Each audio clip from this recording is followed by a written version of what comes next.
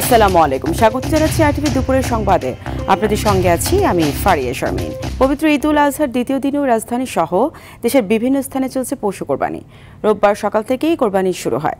রাজধানীর বিভিন্ন এলাকা ঘুরে দেখা যায় ঈদের দিন কষাই না পাওয়া সহ নানা কারণে যারা কোরবানি করতে পারেননি তারা আজ পশু কোরবানি দিচ্ছেন। কেউ কেউ পারিবারিক ঐতিহ্যের কারণেও কোরবানি দিচ্ছেন দ্বিতীয় দিনে। এবার সব মিলে দেশের 12টি সিটি কর্পোরেশনে ৩৫,২৭২ জন পরিচ্ছন্নতা কর্মী কোরবানির বর্জ্য অপসারণ করছে। ইতোমধ্যেই রাজধানীর প্রায় সব এলাকা থেকে ঈদের প্রথম দিনের বর্জ্য অপসারণ করা হয়েছে। দ্বিতীয় দিনেও তা চলমান রয়েছে।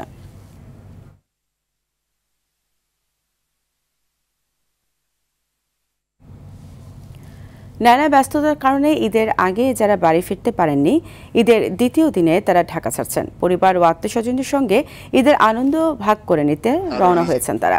এছাড়া অনেকেই যানবাহনে মানুষের বাড়তি চাপ ও ভোগান্তি এড়াতে ঈদের আগে বাড়ি যাননি। স্বস্তিতে বাড়ি যেতে তারা এখন গ্রামের পথ ধরেছেন। যাত্রাপথেও ছোট বড় সবার মাঝে ঈদের আনন্দ। রাজধানীর Sadarghat launch terminal, Kamalapur rail station, Kalyanpur, Shyamoli, Gabtoli সহ বাস টার্মিনালগুলোতে মানুষের চাপ রয়েছে। তবে টিকিট পেতে ভোগান্তি পোহাতে হয়নি কাউকেই, যেতেও পোহাতে হচ্ছে না কোনো ভোগান্তি। ভোগান্তি এজন্য ঈদের পরে যাওয়ার চিন্তা ভাবনা করে ঈদের পরে যাচ্ছি আর কি। আজকে একটু ফ্রি পাবো, রাস্তাটা জ্যামে পড়বো না। ঈদের আগে তো অনেক জ্যাম, এজন্য আজকে যাচ্ছি। আমাদের কমি মাদ্রাসাগুলোতে কোরবানি কালেকশন থাকে, চামড়া কালেকশন থাকে, এই জন্য আমরা পরে যাই। ফ্যামিলি আগে বাড়াই দিচ্ছে, এখন আমি যাচ্ছি দিনসূচি আর কি। অনেকে আছে যারা ঈদের আগে যাইতে পারে নাই, সরকার 2 দিন ছুটি দিয়েছে। এখন সবাই ঈদের যাত্রী চাপের জন্য তো সবাই আজকে যাচ্ছে। তো আলহামদুলিল্লাহ আমাদের গাড়ি জাস্ট টাইমে যাচ্ছে। রাজধানীর পোস্ত আড়ত এলাকায় সরকারি দাম অনুযায়ী কাঁচা চামড়া বিক্রি হচ্ছে না। প্রতি বর্গফুট লবণযুক্ত গরুর চামড়ার দাম 60 থেকে 65 টাকা নির্ধারণ করেছে সরকার। কিন্তু মৌসুমী ব্যবসায়ীদের অভিযোগ, চামড়া বিক্রি করে ন্যায্য মূল্য পাচ্ছেন না তারা। কেউ কেউ বলছেন গতবারের চেয়ে দাম কম, তবে আড়তদার ও ট্যানারি মালিকরা বলছেন গতবারের চেয়ে কিছুটা বাড়তি দামে চামড়া কিনছেন তারা। বেশ কয়েক বছর ধরে কাঁচা চামড়া কম দামে বিক্রি করতে বাধ্য হচ্ছেন মৌসুমী ব্যবসায়ীরা।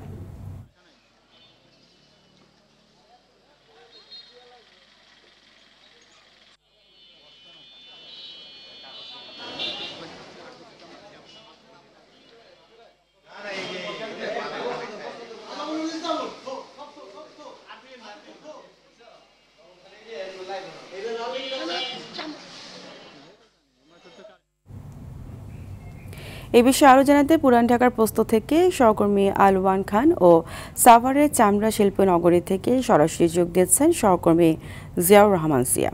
শুরুতেই যাব আলওয়ানের কাছে। আলওয়ান, গতবারের চেয়ে এবারে চামড়ার দাম কম পাওয়ার নিয়ে আড়তদাররা এবং মৌসুমী ব্যবসায়ীরা এ বিষয়ে কি বলছেন জানাবেন। বর্তমানে আমরা পোস্তাতে অবস্থান করছি। পোস্তার হচ্ছে একটি ট্যানারির সামনে আমরা দেখতে পাচ্ছি যে এখন চামড়াগুলো প্রস্তুত করছে লবণ মেখে। আমরা কথা বলেছি এখানের ট্যানারি মালিক এবং মৌসুমী চামড়া ব্যবসায়ীদের সাথে। আমরা মৌসুমী ব্যবসায়ীদের সাথে কথা বলে যতটুকু জানতে পেরেছি, তারা আমাদেরকে বলেছে যে গতবারের থেকে তারা যেই দামে চামড়া কিনেছে মোটামুটি এই প্রাইজেই হচ্ছে বর্তমানে এবারও তারা চামড়া কিনেছে। তবে এখানে এসে বিক্রি করার ক্ষেত্রে তারা হচ্ছে গতবারের থেকে কম মূল্যে চামড়া বিক্রি করতেছে বলে তারা জানিয়েছে। পাশাপাশি হচ্ছে ট্যানারি মালিক যারা আছে তাদের সাথে কথা বলে জানতে পেরেছি, তারা জানিয়েছে যে এই যে বিষয়টা যে হচ্ছে গতবারের যে মূল্যে হচ্ছে চামড়া ক্রয়, সেটা আসলে সঠিক নয়। তারা গতবারের থেকে কিছুটা মূল্য বেশি দিয়ে কিনতে হচ্ছে। তবে যে মৌসুমী ব্যবসায়ীরা তারা দাবি করতেছে যে পরিমাণে তারা কুরবানির চামড়াগুলো সংগ্রহ করেছে যেই দামে, সেই দামের থেকে খুব বেশি মূল্যে তারা বিক্রি করতে পারছে না এবং তারা দাবি করছে যে এই বিষয়টা হচ্ছে তারা খুব বেশি যে লাভ করতে পারতেছে সেটা তারা মানে লাভের বিষয়টা তাদের কাছ থেকে খুব বেশি করতেছে না। বর্তমানে হচ্ছে সাভারের ট্যানারিপুর থেকে জিয়া জানাবে বাকিটা বিস্তারিত।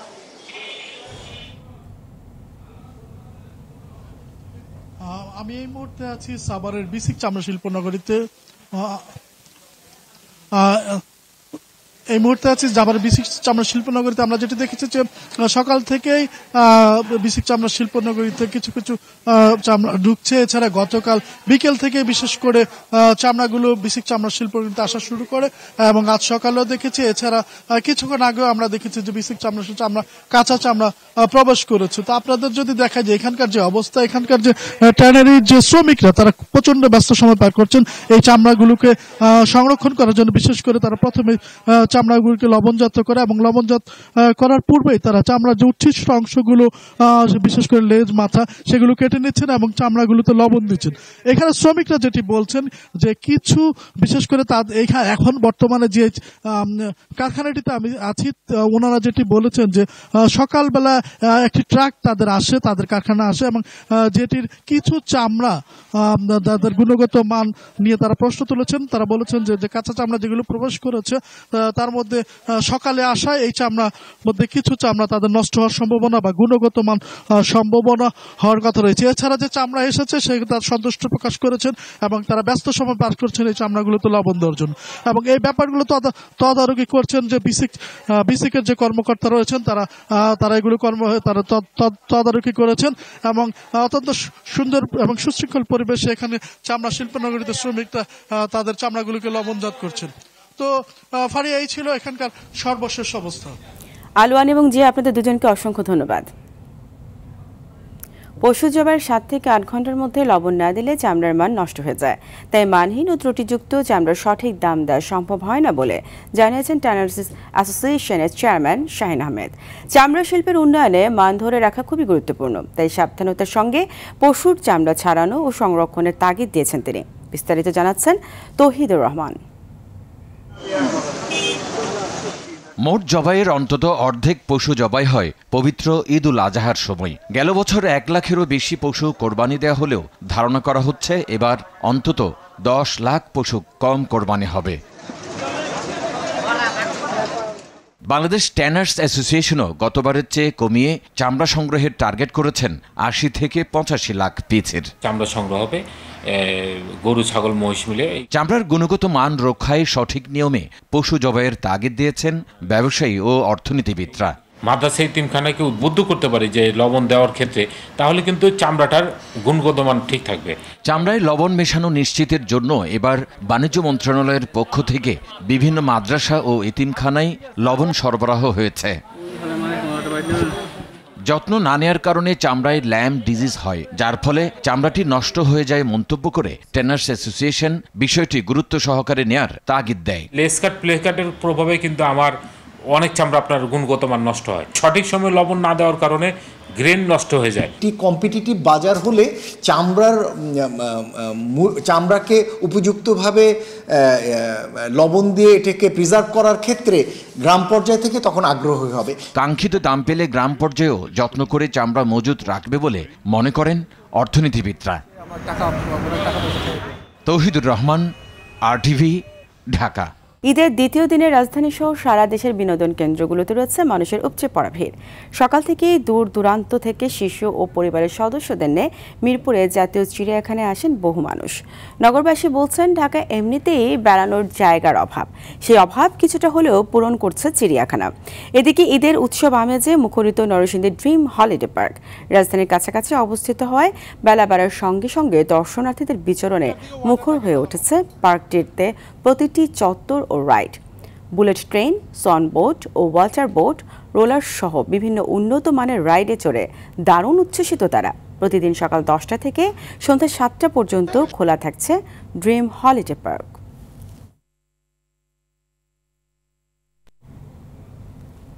দর্শক, এই মুহূর্তে মিরপুর চিড়িয়াখানা থেকে সহকর্মী জাকারিয়া খান এবং নরসিংদীর ড্রিম হলিডে পার্ক থেকে সরাসরি যুক্ত হচ্ছেন মাইদুর রহমান রুবেল। শুরুতে যাব জাকারিয়ার কাছে। জাকারিয়া, দর্শনার্থীর ভিড় কেমন দেখছেন এবং কি বলছেন ঘুরতে আসা দর্শনার্থীরা, জানাবেন। জি, এই মুহূর্তে কিন্তু লোকে লোকারণ্য হয়ে গিয়েছে মিরপুরের জাতীয় চিড়িয়াখানা, এবং আমরা সকাল থেকে এখানে ছিলাম। সকাল থেকেই কিন্তু উপচে পড়া ভিড় ছিল প্রবেশ গেটের সামনে, এবং বেলা বাড়ার সাথে সাথে এবং উদ্যানটি খোলার পরই কিন্তু তারা ঢুকতে থাকে দর্শনার্থীরা, এবং এই মুহূর্তে সবাই দেখছেন তারা পরিবার পরিজন নিয়ে এখানে এসেছেন, বাচ্চা কাচ্চাদেরকে নিয়ে এসেছেন। বেশিরভাগই কিন্তু এখানকার দর্শনার্থীরা হচ্ছে কম বয়সী আর কি বাচ্চা মানুষ, এবং তারা অনেক উচ্ছ্বাস নিয়ে এসেছেন এবং তাদের পছন্দের প্রাণীটিকে তারা কাছ থেকে দেখছেন। এবং কেউ হয়তো জিরাফ পছন্দ করে, কেউ বাঘের খাঁচার সামনে ভিড় করছে, কেউ বাদরের খাঁচার সামনে ভিড় করছে। এভাবে যার যার নিজের পছন্দের প্রাণীগুলোকে তারা কাছ থেকে দেখে নিচ্ছেন। এবং এখানে দর্শনার্থীরা যারা এসেছেন তারা যেটি বলছিলেন যে এখানকার পরিবেশ খুবই ভালো আছে, এবং তারা নির্বিঘ্নেই পুরোটা এরিয়া ঘুরে দেখতে পাচ্ছেন। যদিও এখানে সুপেয় পানি নিয়ে কিছুটা অভিযোগ ছিল এখানে আসা দর্শনার্থীদের, তার বাদে কিন্তু তারা এই বিষয়টাকে পুরোপুরি এনজয় করছেন। আর আপনারা যেমনটি জানেন যে গতকাল ছিল ঈদ উল আজহার প্রথম দিন এবং আজকে দ্বিতীয় দিন। গতকালকে কিন্তু ঈদ উল আজহার যত আনুষ্ঠানিকতা সেগুলো সম্পন্ন হয়ে গেছে, তাই আজকে ফ্রি থাকায় কিন্তু আজকে সবাই পরিবার পরিজন নিয়ে এখানে আসছেন বা রাজধানীর অন্যান্য বিনোদন কেন্দ্রগুলোতে যাচ্ছেন। এবং এখানে কিন্তু মিরপুর চিড়িয়াখানায় আমরা ঢুকে যেটি দর্শনার্থীদের সাথে কথা বলতে পেরেছি যে তারা কিন্তু এই ঢাকার বাইরে থেকে অনেক মানুষ তাদের পরিবার পরিজন নিয়ে এবং এখানে আসছেন। এবং একজনের সাথে কথা বলছিলাম, তিনি সাভার থেকে এসেছেন তার বাচ্চা মেয়েকে নিয়ে, এবং সে বলছেন যে এখানে খুবই ভালো। এই ছিল চিড়িয়াখানা থেকে সর্বশেষ। আর এই মুহূর্তে নরসিংদীর ড্রিম হলিডে পার্কে আছেন সহকর্মী মাইদুর রহমান রুবেল। আমরা সরাসরি চলে যাচ্ছি তার কাছে। রুবেল ভাই। জাকারিয়া, আমরা শুনছিলাম চিড়িয়াখানায় দর্শনার্থীদের ভিড় শুধু চিড়িয়াখানায় নয়, যেসব বিনোদন পার্ক বা থিম পার্কগুলোতে, সেই পার্কগুলোতেও আমরা দেখেছি যে দর্শনার্থীদের ভিড় বাড়ছে। প্রচণ্ড গরম উপেক্ষা করেও আসলে দর্শনার্থীদের উপস্থিতি বাড়ছে ড্রিম পার্কগুলোতে।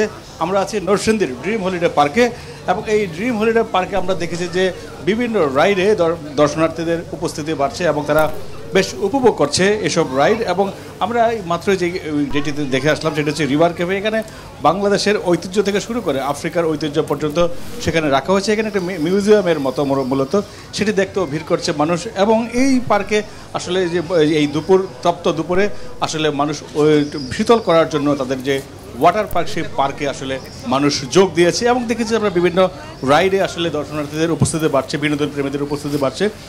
আমাদের সাথে উপস্থিত রয়েছেন নরসিংদীর ড্রিম হলিডে পার্কের ব্যবস্থাপনা পরিচালক প্রবীর কুমার শাহ। আমরা জানতে চাইবো যে এই বিনোদন পার্কগুলোতে কি পরিমাণ দর্শনার্থী ঈদের সময় উপস্থিত হয় এবং আপনাদের কি আয়োজন আছে এবারে? আসলে আপনি জানেন যে আসলে ঈদ উল ফিতর এবং ঈদ উল আজহা এই দুইটাই কিন্তু আমাদের দেশে বড় ধর্মীয় উৎসব। তো ঈদ উল আজহার কিন্তু আসলে মূল আকর্ষণ থাকে কোরবানি। তো আপনি জানেন যে আমরা কিন্তু সবাই কোরবানি নিয়ে খুব ব্যস্ত। তো সবাই কালকে কোরবানি দিয়েছে, আজকে অনেকেই বেড়াইতে এসছে, এবং আপনি জানেন যে কোরবানির বিষয়টা কিন্তু খুব প্রাধান্য এই ঈদে। তারপরও আমাদের এখানে আমরা আশা করছি, যেহেতু এবার সরকার লম্বা একটা ছুটি দিয়েছে, এই ছুটিতে দর্শনার্থীরা আসবে। আর ঈদের পরের দিন অনেকেই মনে করে যে ঈদের পরের দিন পার্কগুলোতে অনেক ভিড় হয়, সেই জন্য অনেকে সেটাকে অ্যাভয়েড করছে, যেহেতু হাতে অনেক সময় হয়েছে। তো সব কিছু মিলে আমরা আশাবাদী যে আগামীতে আমাদের এখানে আরও প্রচুর দর্শনার্থী আসবে। আর আমরা এখন যেখানে দাঁড়িয়ে আছি এটা একটা আমাদের রিভার ক্যাপ। আপনি জানেন যে এটা এশিয়ার অন্যতম একটা রিভার ক্যাপ। এটার ভিতরে অনেক কিছু আছে, বিশেষ করে আমাদের এই মিশরের যে পিরামিড এবং যে আগ্নেয়গিরি, অগ্নি উৎপাত যে আগ্নেয়গিরি, এটা কিন্তু খুব দেখার মতো। এটা ভিতরে আমরা স্থাপন করেছি। আর আমাদের দেশের যে জীবনযাপনের মান, বিশেষ করে উপজাতিদের জীবনযাপনের মান থেকে শুরু করে পৃথিবীর যে সমস্ত আশ্চর্যতম জিনিস মানে স্থাপনা আছে সবগুলো এখানে স্থাপন করা হয়েছে। সব কিছু মিলে এটা খুব আকর্ষণীয় এবং সবাই খুব এনজয় করে। অনেক ধন্যবাদ। আমরা আসলে এই বিনোদন পার্কগুলোতে দর্শনার্থীদের খবর জানছিলাম তাদের যে পরিস্থিতি। আসলে এই ঈদকে কেন্দ্র করে যে ছুটি হয়েছে, এই ছুটির দিন বাড়ার সাথে সাথে উৎসব কেন্দ্রে, বিনোদন কেন্দ্রে আরও ভিড় বাড়বে এমনটাই। রুবেল, আপনাকে অসংখ্য ধন্যবাদ। মৌলভীবাজার আলাদা সড়ক দুর্ঘটনায় 4 জন নিহত হয়েছে। জেলার বড়লেখা উপজেলায় কাঁঠালতলী কারিগরি প্রশিক্ষণ কেন্দ্রের সামনে একটি প্রাইভেট কার ও মোটরসাইকেলের মুখোমুখি সংঘর্ষে ঘটনাস্থলেই 2 ভাই নিহত হন। নিহতরা হলেন বড়লেখা পৌরসভার শাহেদ হোসেন সুমন ও রুমন আহমদ। নিহত সুমন ছিলেন সৌদি প্রবাসী। মাত্র কয়েক মাস আগেই দেশে ফিরে বিয়ে করেছিলেন তিনি। কোরবানির মাংস শ্বশুর বাড়িতে পৌঁছে দিতে গিয়ে এই দুর্ঘটনা হয়।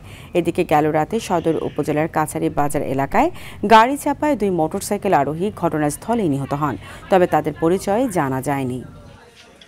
পবিত্র ঈদ উল আজহা উপলক্ষে বিএনপির প্রতিষ্ঠাতা ও সাবেক রাষ্ট্রপতি জিয়াউর রহমানের মাজারে শ্রদ্ধা নিবেদন করেছেন বিএনপির নেতাকর্মীরা। সকালে জিয়াউর রহমান ফাউন্ডেশনের উদ্যোগে এই শ্রদ্ধা জানানো হয়। এই সময় নেতাকর্মীরা সূরা ফাতিহা পাঠ করেন। পরে সাবেক রাষ্ট্রপতি জিয়াউর রহমানের আত্মার মাগফিরাত কামনা করে দোয়া ও মোনাজাত করেন ফাউন্ডেশনের নেতাকর্মীরা। দুপুরের সংবাদ এই পর্যন্তই। সন্ধ্যার সংবাদ সন্ধ্যা 7:45টায় দেখার আমন্ত্রণ রইল। ধন্যবাদ সবাইকে।